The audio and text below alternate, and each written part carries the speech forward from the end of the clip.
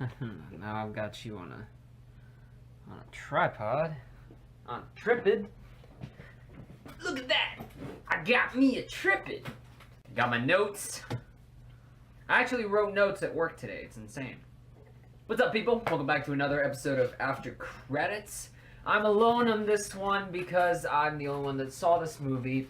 But considering that pretty much our entire channel is taken from the Cinema Snob or inspired by the Cinema Snob, I thought it would be sacrilege if we didn't review this movie. So I'm here reviewing Jesus Bro, a brand new religious spoof movie that makes fun of the PureFlix movies.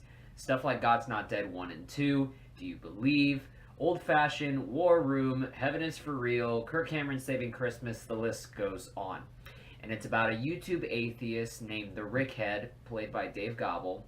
He has a near-death experience and meets his maker, in this case, Santa Christ. And for all you Channel Awesome fans, yes, Rob Walker reprises the greatest role in history. I'm sorry, Santa Christ is the greatest character Channel Awesome has and probably ever will have. Santa Christ tells Rick if he can convert his YouTube atheist following, then maybe there's a chance that he'll win the heart of Rick's ex-girlfriend, Elizabeth, played by Alison Pregler, also known as Obscurus Lupa.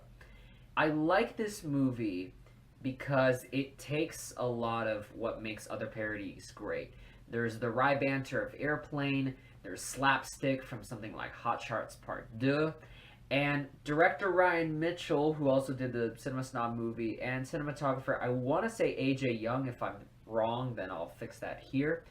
They do some visual gags that honestly reminded me of something from Edgar Wright. It's a $55,000 movie, I think, with some extra overhead, Brad said. But it looks really damn good for the money, and I like that they were able to experiment and really be creative under the limitations they had.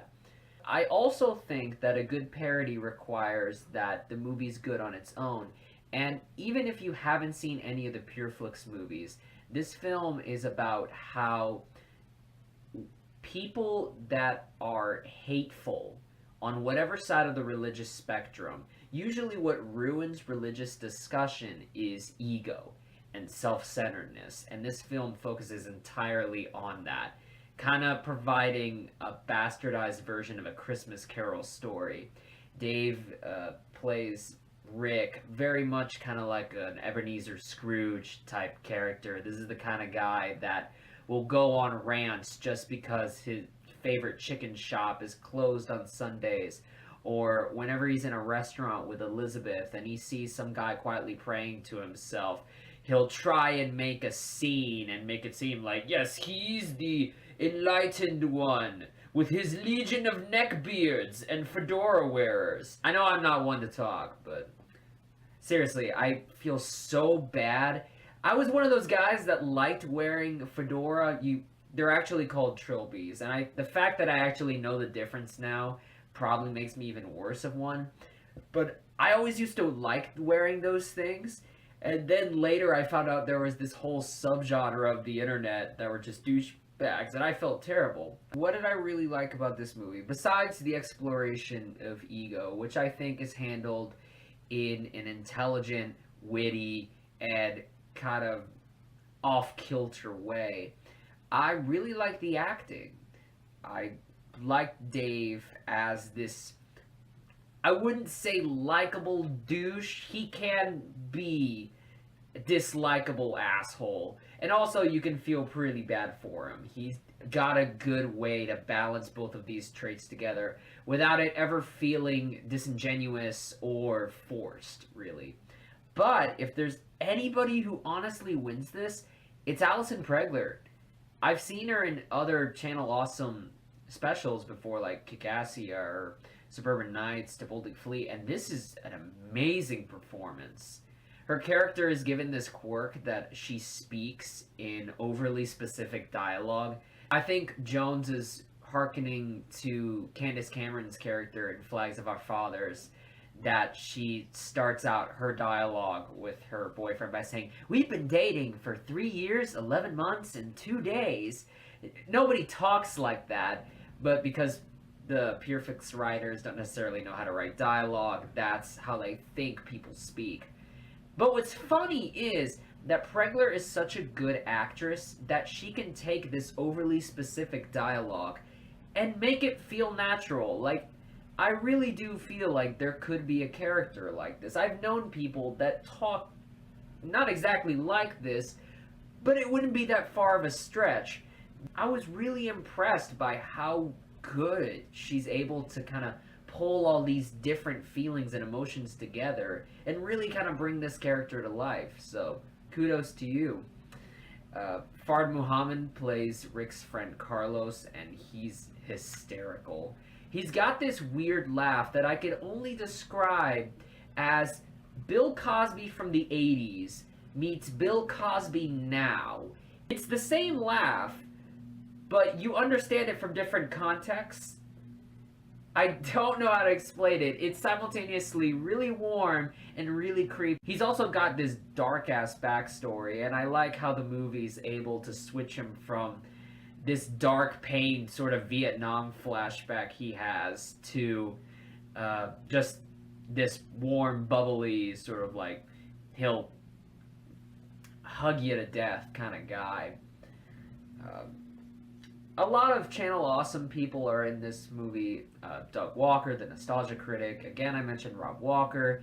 Cameos from people like Malcolm Ray, Tamara Chambers, and even more that I won't dare spoil because there's just some cameos here that are absolutely amazing. It's a short sit. It's an hour 25, and as far as pacing goes, I felt like the movie isn't necessarily driven by plot. There definitely is an objective and a goal going on, but I wouldn't say that the movie requires point A leading to point B and C and forward. It kind of just moves at its own pace. If there's any problem I have with the movies, I feel the last 30 minutes is a little rushed. Whenever Rick kind of becomes this born-again Christian and he's fighting with these atheists in his audience who are just the worst kind of people. It's a send-up of how Pure Flix in a movie like God's Not Dead would make an atheist out to be just a wholly, just terrible human being without any remorse and just completely misses the point of what tolerance should be. But when he starts trying to figure out, okay, if I can't change people, how do I force people? As soon as we get to that point of the movie, I felt like we could have played a little bit more with this concept, but it just kind of speeds through. A lot of the goofier moments kind of remind me of a Nostalgia Critic sketch. A lot of the special effects kind of do that, but it's charming if you're a fan of that thing. And even if you're not, if you kind of come at it with this sort of slapsticky, Looney Tunes type humor, it works out. Not all the jokes land perfectly, but the great thing about something like this, especially inspired by all these different parody movies, is that if one joke doesn't land, there's always a joke right behind it that you can pay attention to.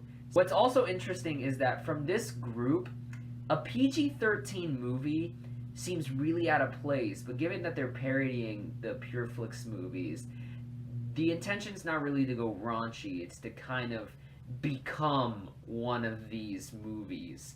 And I thought playing in the PG-13 realm was actually really funny, because you expect, if you're a fan of these people, you expect half these people to throw out whatever word in the dictionary they can use, but when they don't, it actually makes for an extra layer of comedy.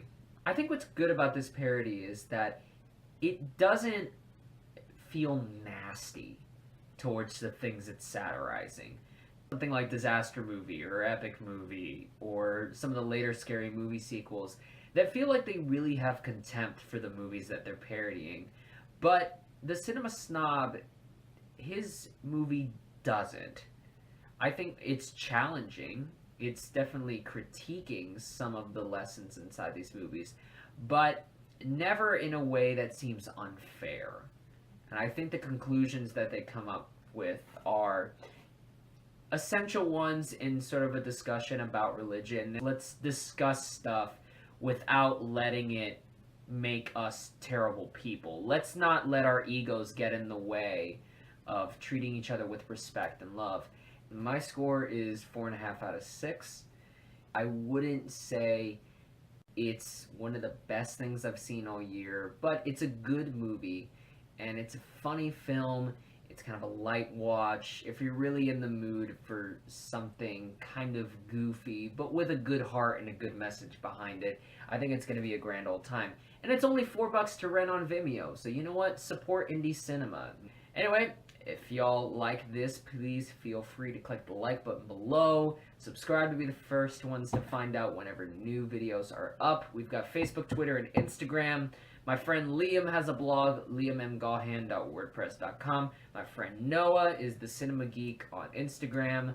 I believe we're going to try to catch Free Fire sometime this week. Also, Liam got us an opportunity to watch Baby Driver on a special screening this Thursday. I am excited beyond belief. Speaking of Edgar Wright, right? But anyway, until then, thank you all very much for watching. To the Cinema Snob or members of Stone Gremlin or Channel Awesome, if y'all are watching, thank you for all the work you guys have done over the years. Thank you for the comedy that you've given us. Thank you for the movie, and Jesus, bro.